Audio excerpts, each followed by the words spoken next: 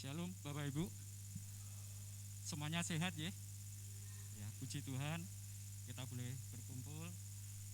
Semua karena anugerah Tuhan, kita boleh ada di tempat ini. Kita dalam keadaan sehat, itu pun juga semua anugerah Tuhan.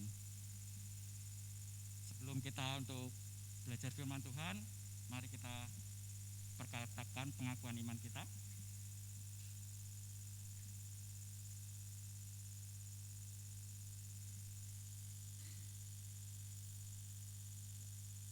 Satu, tiga.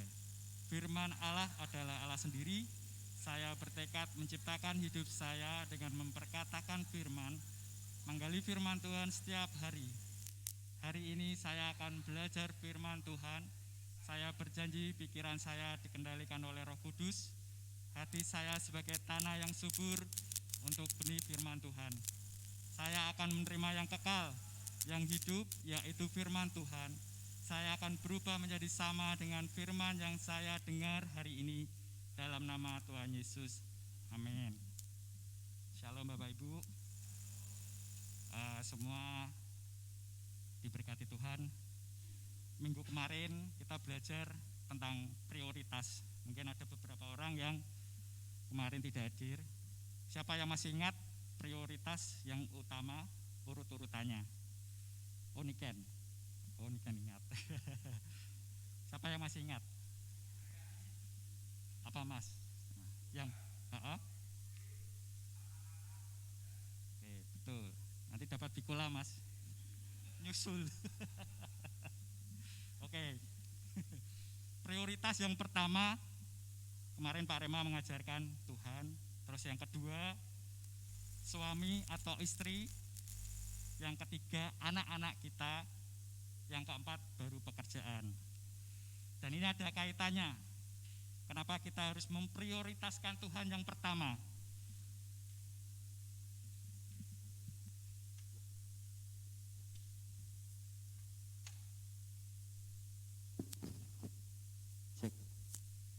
Kenapa kita harus utamakan yang pertama, prioritas Tuhan? Dan ini ada hubungannya dengan tema hari ini, minggu yang kedua, yang berjudul Tanpa Beban. Nah, Bapak Ibu, kita buka Alkitab kita di Matius 1 ayat 19.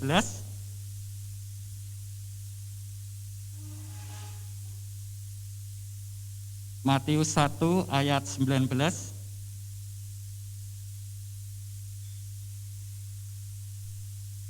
Tapi saya mau ajak dari ayat yang 18 sampai ayat yang ke-25. Biar kita belajar, kita gali. Saya sangat diberkati dengan tema hari ini, dan setelah saya gali, itu memberkati saya, dan saya akan bagikan. Mari kita buka Matius dari ayat 1, kita baca dari ayat 1 sampai 1:18 sampai 25. 1, 3. Kelahiran Yesus Kristus adalah seperti berikut. Pada waktu Maria, ibunya, bertunangan dengan Yusuf, ternyata ia mengandung dari Roh Kudus sebelum mereka hidup sebagai suami istri. Karena Yusuf suaminya seorang yang tulus hati dan tidak mau mencemarkan nama istrinya di muka umum, ia bermaksud menceraikannya dengan diam-diam. Tetapi ketika ia mempertimbangkan maksud itu, malaikat Tuhan nampak kepadanya dalam mimpi dan berkata, Yusuf, anak Daud, janganlah engkau takut mengambil Maria sebagai istrimu, sebab anak yang di dalam kandungannya adalah dari Roh Kudus. Ia akan melahirkan anak laki-laki dan engkau akan menamakan dia Yesus, karena dialah yang akan menyelamatkan umatnya dari dosa mereka.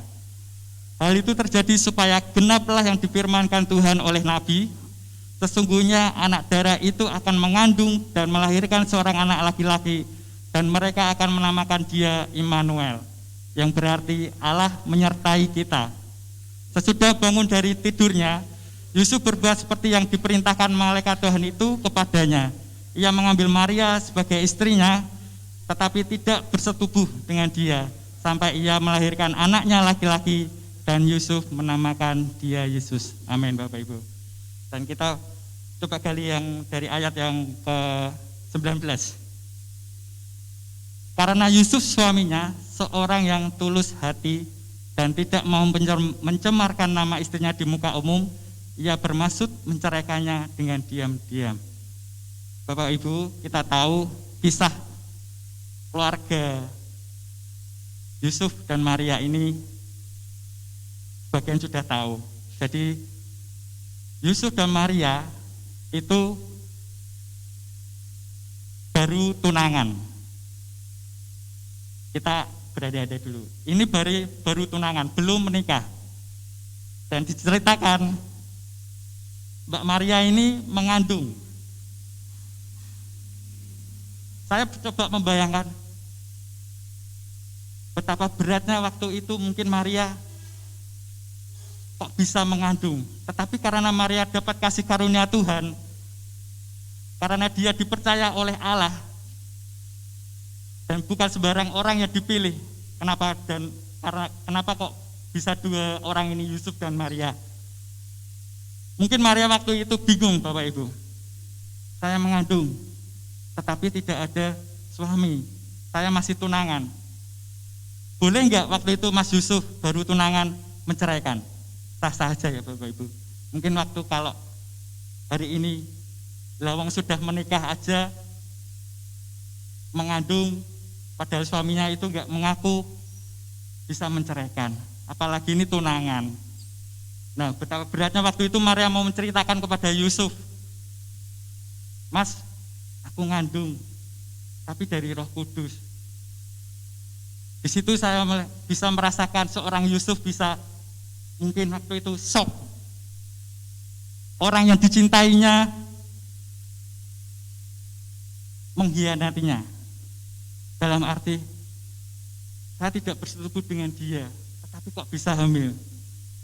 Orang yang dipercaya, orang yang dikasihnya, kok bisa menyakitinya. Nah Bapak Ibu, saya belajar dari seorang Yusuf ini. Ketika dia mau ambil beban ini, itu merupakan anugerah Tuhan.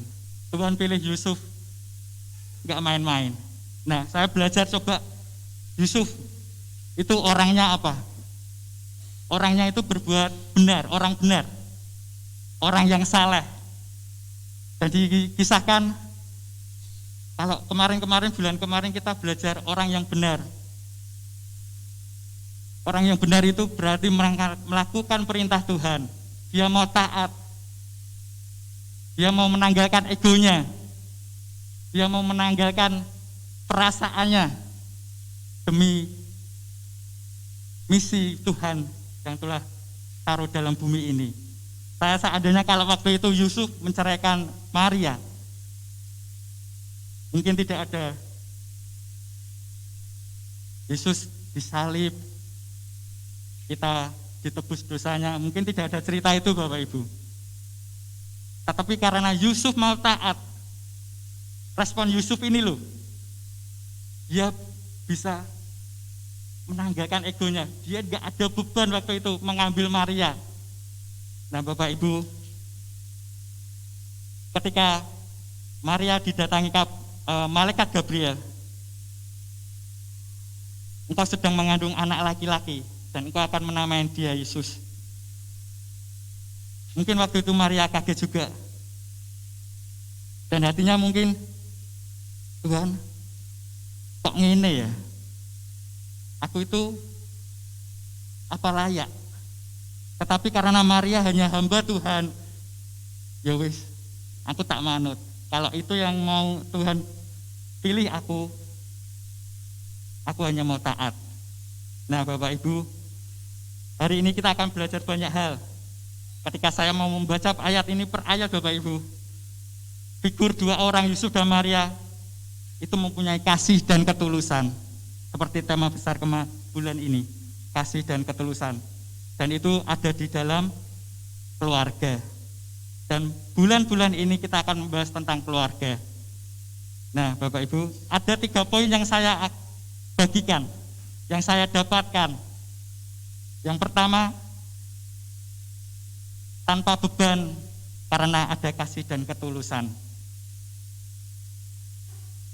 Kita lihat di ayat yang 19 itu, karena Yusuf suaminya seorang yang tulus hati dan tidak mau mencemarkan nama istrinya di muka umum. Kita garis bawahi kata tulus hati. Di terjemahan asli dikatakan Yusuf adalah seorang pria yang benar di mata Tuhan, penuh integritas, seorang yang saleh menurut hukum pada waktunya itu. Dan Yusuf juga tidak mau mencemarkan nama Maria, karena ia tahu Yusuf sangat sayang kepada Maria dan penuh kepercayaan kepada Maria. Sampai Yusuf mau ingin membatalkan pernikahannya. Dan itu wajar-wajar Bapak Ibu. Saya masih tunangan. Dan apa yang respon Yusuf ini loh. Karena Yusuf tahu kalau Maria itu mengandung sebelum pernikahan ini. Jika pemikiran itu ada dalam Yusuf, kalau ingin menceraikan, itu wajar Bapak Ibu, karena masih tunangan. Tetapi karena kasih dan ketulusan Yusuf pada Maria, dia mau menanggung beban ini semua. Alangkah indahnya kalau dalam keluarga kita itu ada kasih dan ketulusan. Betul Bapak Ibu? Keluarga adalah lembaga Tuhan yang Ia ciptakan. Lembaga yang sangat dahsyat. Sekarang ini iblis itu sudah berhasil membuat gereja kosong.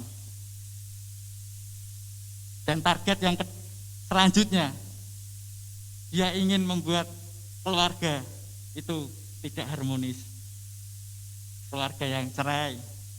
Karena iblis tahu kekuatan yang sesungguhnya kerajaan surga yang ada di bumi itu adalah keluarga, Bapak Ibu. Di sini paham ya? Kerajaan surga yang ada di bumi itu adalah keluarga.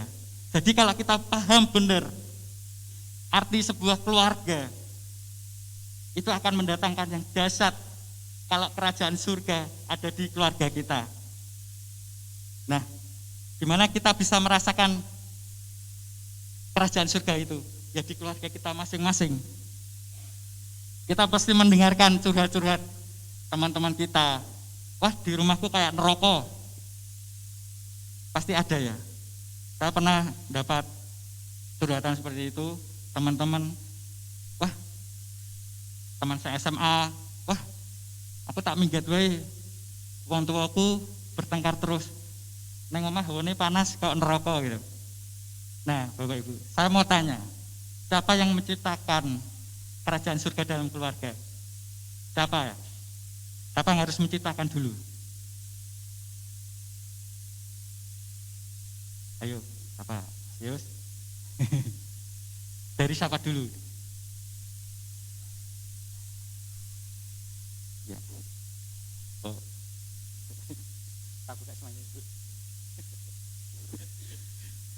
Siapa dulu? Ulangi dari pertama nih.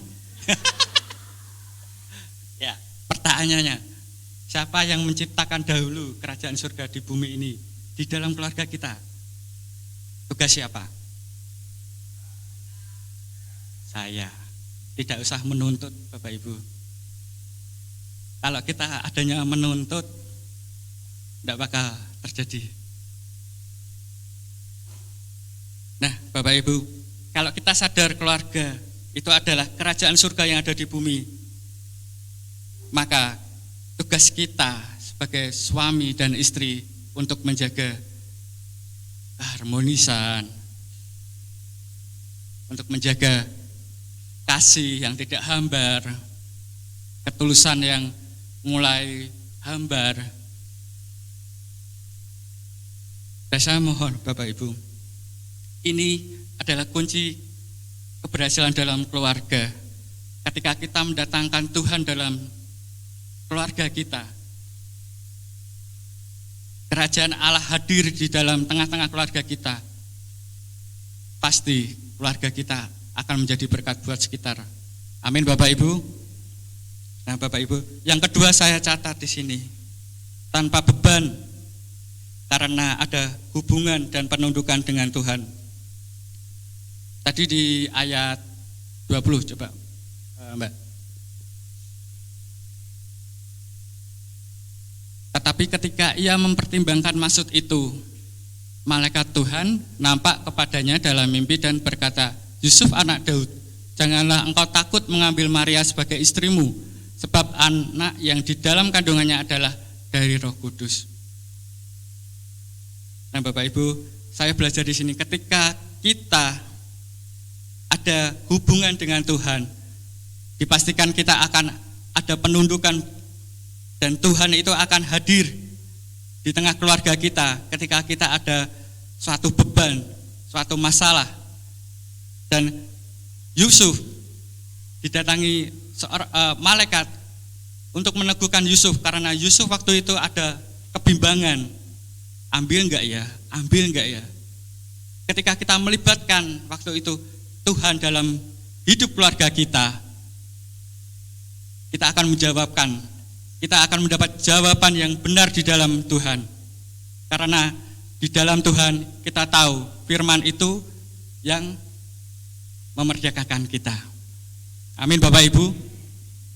Satu kuncinya, kalau kita benar-benar tunduk dengan firman Tuhan, kalaupun itu kita sudah capek, kalaupun itu kita sudah beriman, Tuhan saya percaya ada yang jebol, keluargaku harmonis, suamiku balik lagi, istriku melayani lagi bersama aku.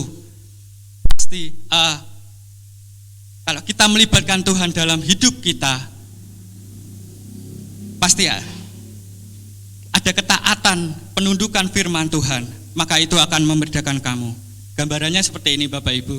Kemarin itu saya dapat gambaran, iman itu ada di tengah, dan perasaan bimbang, perasaan khawatir itu tertuju kepada iman. Terus sikap kita, terus perasaan yang khawatir, kok aku capek Tuhan, galau, bimbang, terus berpusat kepada iman, dan iman itu kembali ke janji-janji Tuhan. Dan ketika saya diingatkan, ketika saya pegang firman, kalau suami istri yang sudah disatukan tidak boleh diceraikan, itu tidak bisa diceraikan oleh manusia Bapak Ibu. Amin Bapak Ibu. Bukankah firman Tuhan berkata, siapa yang sudah disatukan tidak bisa diceraikan. Ketika saya pegang waktu itu, loh kenyataannya enggak gitu itu kan. Kenyataannya ya enggak gitu. Saya menunggu lama waktu itu. Tetapi saya hanya mau pegang, taat, tunduk dengan firman Tuhan. Yang masalahnya ini Bapak Ibu, tinggal kita itu mau enggak taat, mau enggak kita mau ikut aturan Tuhan. Tuhan itu sudah berkata seperti ini, barang siapa yang disatukan tidak bisa diceraikan manusia. Kalau kamu pegang waktu itu seperti itu, ya lakukan. Nanti terserah Tuhan mau apa. Puji Tuhan, saya flashback ke keluarga saya. Keluarga saya dibentuk habis-habisan dengan Tuhan. Dan itu membuat saya capek. Mau undur Bapak Ibu. Ada terbesit mau undur. Wah, tak Tuhan-Tuhanan. Tetapi ketika saya mau taat, penundukan diri, mau taat dengan firman Tuhan, kalau firman Tuhan itu ya dan amin, firman Tuhan itu akan memerdekakan kamu. Kamu akan jebol. Waktu Tuhan itu kapan? Tidak tahu. Setiap orang beda-beda Bapak Ibu. Tinggal kita mau tetap jaga iman kita. Sekalipun kita belum melihat kenyataannya yang kita inginkan. Tetapi kalau kita mau tetap taat, Tuhan itu melihat ketaatan kita. Ketika saya mau ikhlas, nah itu loh Bapak Ibu. Beda kalau kita pasrah aku beda. Tapi kalau saya ketika waktu itu saya mau ikhlas, legowo, tidak mikir apa-apa. Yang penting saya mau taat dengan firman Tuhan. Ya udah saya lakukan itu Bapak Ibu. Ketika saya hadirkan Tuhan untuk otoritas Tuhan kepada keluarga saya, Di situ Tuhan bekerja Bapak Ibu. Amin Bapak Ibu. Saya nggak nyangka kalau dipikir-pikir nggak sesuai nalar Bapak Ibu. Kok iso ya? Tetapi Tuhan mau bentuk itu. Pada waktu itu saya belum punya anak Bapak Ibu. Bisa saja cerai, nggak ngabuti anak. Bisa saja Bapak Ibu. Tetapi karena saya mau taat, Tuhan beri hadiah. Amin Bapak Ibu. Suatu kuncinya ada penundukan diri. Betul Bapak Ibu, ada penundukan diri. Kita mau taat gak sama janji-janji Tuhan? Kita mau taat gak pegang firman Tuhan? Taruh itu dalam hatimu. Taruh itu dalam roh hatimu. Kalau kamu sudah mulai bimbang, kalau kamu sudah mulai khawatir, capek Tuhan, jiwaku itu capek. Datang kepada Tuhan, Tuhan, aku capek. Aku hanya bisa apa toh Tuhan? Cuman aku hanya bisa doa. Aku hanya mau taat saja Tuhan. Ketika saya mau ikhlas, ketika saya mau legowo, mengampuni salah satunya, itu yang memerdekakan. Dan benar kata firman di Yohanes 8 ayat 32. Yuk Mbak, kita buka Mbak. Yohanes 8 ayat 32.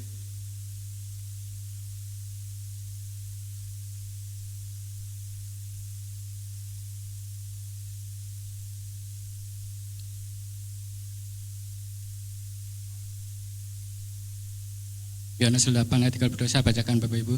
Dan kamu akan mengetahui kebenaran. Kebenaran apa? Firman Tuhan yang kita baca setiap hari Bapak Ibu.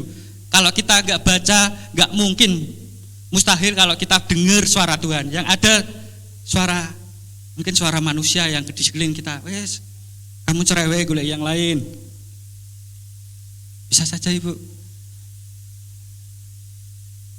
Tetapi ketika saya mendapat firman Tuhan ini, barang siapa yang sudah disatukan tidak boleh cerikan oleh manusia, hanya maut.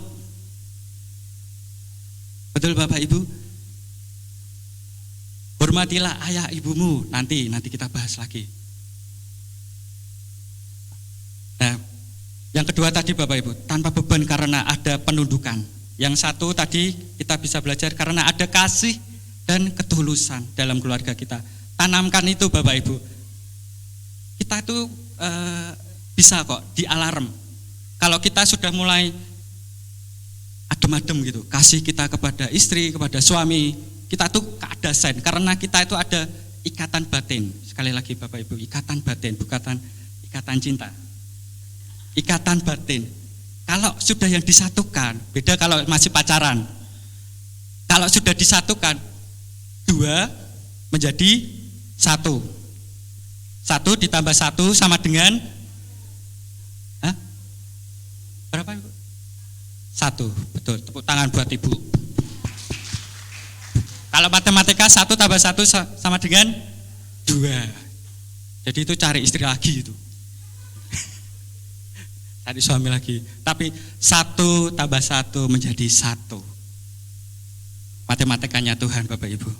Nah, Bapak Ibu, tadi yang kedua tanpa beban karena ada penundukan. Nah, yang ketiga saya belajar tanpa beban karena mengerti peran dan tanggung jawab masing-masing dalam keluarga.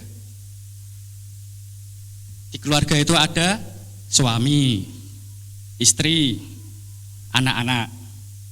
Nah, kalau alangkah indahnya kalau jika kita masing-masing pribadi kita, nggak usah nuntut Bapak Ibu. Kalau kita masing-masing paham benar tanggung jawab dan peran kita di dalam keluarga. Jadikan itu semua tertanam dan pegangan dalam hati kita masing-masing. Yuk kita buka di Kolose 3 Mbak.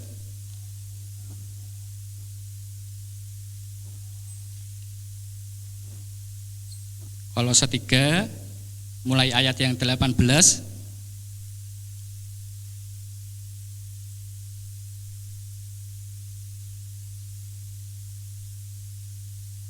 sampai 21. Yuk kita baca sama-sama. Kolose 3 ayat 18 sampai 21. 1, 2, 3. Hai istri-istri, tunduklah kepada suamimu sebagaimana seharusnya di dalam Tuhan. Hai suami-suami, kasihlah istrimu dan janganlah berlaku kasar terhadap dia. Hai anak-anak, taatilah orang tuamu dalam segala hal, karena itulah yang indah di dalam Tuhan. Hai bapak-bapak, janganlah sakiti hati anakmu, supaya jangan tawar hatinya. Amin Bapak Ibu. Kita di sini bisa belajar ayat yang mulai dari yang 18, Mbak. Kita mulai dari istri. Hai istri-istri, tunduklah kepada suamimu sebagaimana seharusnya di dalam Tuhan. Ayat ini sering dijumpai kita dalam pernikahan. Dan di sini Tuhan berkata, istri-istri, para istri, tunduk kepada suamimu sebagaimana seharusnya di dalam Tuhan. Nah, Bapak Ibu, karena suami itu adalah kepala dan bukan tangan, bukan kaki, tetapi kepala, Bapak Ibu. Otoritas dari Tuhan langsung ke suami, bukan ke istri. Tetapi otoritas dari Tuhan langsung ke suami, ke kepala keluarga. Nah, otoritas dari Kristus itu yang langsung dari suami, langsung turun ke suami, itu adalah otoritas yang Tuhan taruh dalam keluarga. Dan penundukan istri itu kepada suami, itu saya gambarkan di situ, itu penundukan, itu ada saling menghargai, saling memahami, saling mendukung. Karena istri diciptakan Tuhan untuk menolong, bukan menjatuhkan. Saling kerjasama. Di situ saya mendapatkan istri tunduk kepada suami itu ada saling menghargai, saling memahami. Kalau istri sudah tidak menghargai seorang suami, nah itu repot Bapak Ibu. Wes amburadul nanti. Dan suami akan diinjak-injak, akan direndahkan. Nah ini bahaya Bapak Ibu. Kalau sudah kualik-kualik gini, ada seperti itu sangat bahaya. Nah, selanjutnya, ayat yang selanjutnya Bapak Ibu. Ayat yang ke-19. Nah ini gendan suami, tadi istri, tunduk kepada otoritas Tuhan, yaitu sudah Tuhan taruh di suami. Hai suami-suami, kasihilah istrimu, dan janganlah berlaku kasar terhadap dia. Nah Bapak Ibu, siapa yang masih main tangan pada istrinya? Saya kapan itu pernah ya khotbah ya, jangan main tangan kepada istri. Itu namanya pecundang. Dulu kalau saya lihat orang tua saya bertengkar, itu sudah main tangan, dan itu membuat, ketika waktu itu saya masih kecil, itu membuat kepahitan. Dan nanti kita bisa belajar untuk anak-anak. Dan itu membuat kepahitan Bapak Ibu. Dan itu rasanya sangat berpengaruh. Makanya kita di sini yang datang ini bukan suatu kebetulan Bapak Ibu. Kita rindu keluarga kita yang harmonis, keluarga kita yang militan Bapak Ibu. Betul Bapak Ibu? JKI Bukit Pujian keluarganya keluarga yang militan. Betul Bapak Ibu? Keluarga yang harmonis, keluarga yang sepakat, keluarga yang satu. Betul Bapak Ibu? Semangat Pak Rika. Nah Bapak Ibu, di situ tadi suami berkata, hei suami, hei suami, kasihlah istrimu. Hei suami, kasihlah istrimu. Kasih itu apa? Kasih agape. Dan kita itu kasih seperti Kristus mengasihi gerejanya, jemaatnya. Dan kasih itu tidak mengharapkan imbalan, tidak mengharapkan suatu yang nanti kita mau dibalas apa. Tetapi kita tulus mengasihi istri kita apa adanya. Mungkin kalau kita pulang kantor, wah istrinya dasteran bau, itu salah siapa?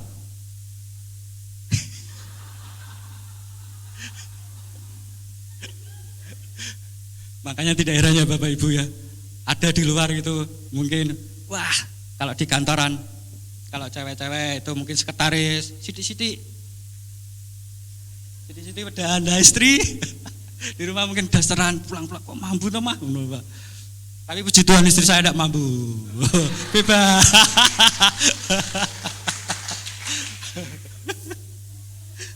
Nah, seperti itu Bapak Ibu, kasihnya kita kepada istri itu tulus, ikhlas. Kemarin Pak Rema bilang tulus, ikhlas.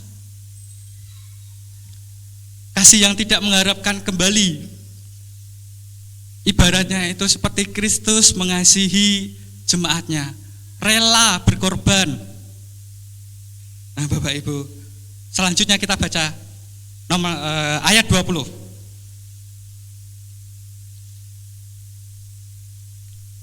Hai anak-anak, nah ini untuk anak-anak. Tadi anak-anak bilang, aku aman, tadi sing diserang suami istri. Sekarang gantian anak-anak. Anak-anak ada nih, anak-anak kecil tapi. Oh masih ada. Hai anak-anak, taatilah orang tuamu dalam segala hal, karena itulah yang indah di dalam Tuhan. Nah saya belajar Bapak Ibu, ketika taat, anak-anak taat untuk orang tua, di situ ada penundukan diri anak-anak kepada orang tua, hormat kepada orang tua kita masing-masing.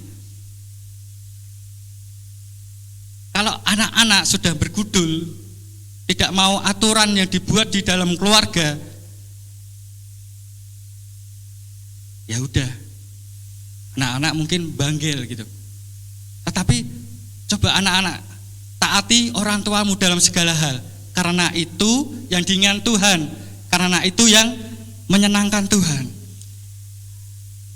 Jangan sampai anak-anak punya kepahitan kepada orang tua, tidak hormat kepada orang tua. Wah, papaku sudah main pukul pada mama, besok tak bales. Itu salah Bapak Ibu. Wah, papaku kira apa-apa. Mungkin yang kerja hanya istri, dia malah ongkang-ongkang. Nah, hai anak-anak, sebisa mungkin taatilah orang tuamu, hormati, karena itu yang indah di dalam Tuhan. Jangan sampai ada kepahitan Bapak Ibu. Anak-anak kepada orang tua kepada anak-anak, karena itu akan menghambat berkat dalam keluargamu. Kalau keluarga ini harmonis, keluarga ini sepakat, mungkin kalau istri, suami belum bisa jadi imam. Imam itu apa? Imam itu seseorang yang mewakilkan kita kepada Tuhan, membawa keluarga kita kepada Tuhan. Mungkin suami belum bisa, ya udah, istri bisa maju dulu, gantikan. Atau mungkin papa mama belum bisa, ya kita anak-anak bawa keluarga, suami istri, papa mamamu, keluargamu kepada Tuhan. Saya yakin Bapak Ibu, kalau kita punya 3 poin ini, ada ketulusan, kasih dalam keluarga, kita mau libatkan tunduk pada firman Tuhan, dan kita mengerti peran-peran Tuhan, peran-peran kita, tanggung jawab kita di dalam Tuhan, pasti kerajaan surga akan hadir di bumi setiap keluarga kita. Amin Bapak Ibu. Saya rindu Bapak Ibu, JKI Bukit Pujian keluarganya yang harmonis, keluarganya kuat, tahan banting, apapun yang terjadi tetap fighting, tetap semangat. Betul Bapak Ibu. Iblis itu sedang mengacaukan keluarga Bapak Ibu. Ini mungkin gereja sudah banyak yang kosong, tetapi dia sudah mulai fokus ke keluarga. Kalau keluarga tidak harmonis, keluarga berantakan, keluarga cerai, ya udah bubrah. Iblis senang karena kerajaan surga sudah hancur. Betapa pentingnya keluarga ini Bapak Ibu. Kalau kita benar-benar memahami 3 poin tadi, saya jamin, saya percaya keluarga Bapak Ibu menjadi berkat buat sekitar. Amin Bapak Ibu. Tetap semangat Bapak Ibu. Apapun yang terjadi, tetap semangat. Jaga iman kita, jangan sampai kendor. Jiwa kita boleh lelah, tetapi kita punya Roh Kudus yang membangkitkan roh kita. Mungkin bahasa roh yang kencang. Saya ingat waktu itu, ketika saya doa di Getsemani, saya mendapat hikmat. Bawa foto istrimu. Saya belum cerita ke istri saya. Bawa foto istrimu. Doakan, ampuni. Ketika saya mau mengampuni, ketika saya mau doakan, Tuhan, saya mengampuni. Ketika respon istri saya dan saya mau berubah. Nah ini, respon. Kalau kita tidak mempunyai respon yang benar, tetapi respon yang di dalam luar kita itu tidak menjamin Bapak Ibu. Karena di dalam firman Tuhan, pegang itu. Apa yang dikatakan Tuhan itu tidak bohong. Saya mau katakan, tidak bohong. Loh Mas, tapi ini kenyataannya. Waktunya Tuhan itu beda-beda. Terhadap kita itu beda-beda. Waktu Tuhan yang saya percaya sampai saat ini, itu yang terbaik. Pas waktunya. Amin Bapak Ibu. Diberkati Bapak Ibu. Tadi satu, ada kasih dan ketulusan. Jangan sampai hambar Bapak Ibu. Kalau sudah mulai hambar, datang kepada Tuhan. Tuhan, berikan aku kasih yang agape kepada suamiku, berikan aku kasih yang agape kepada istriku, kasih agape kepada anak-anak. Dan selanjutnya yang terakhir Bapak Ibu. Selanjutnya nomor ayat 21. Hai bapak-bapak, bapak-bapak ini adalah orang tua laki-laki. Bapak-bapak, janganlah sakiti hati anakmu, supaya jangan tawar hatinya. Anak-anak kalau sudah kepahitan, nanti pengaruhnya kalau sudah dewasa Bapak Ibu, dia menjadi pribadi yang egois, menjadi pribadi yang sensitif, menjadi pribadi yang minder, menjadi pribadi yang sombong, keras. Nah, pentingnya peran kita masing-masing. Kalau saya suami, saya bisa mengasihi istri saya apapun itu, kekurangannya, saya bisa mengasihi dia. Begitupun juga istri, tunduk pada suamimu. Hargai, hormati, karena dia adalah kepala keluarga. Amin Bapak Ibu.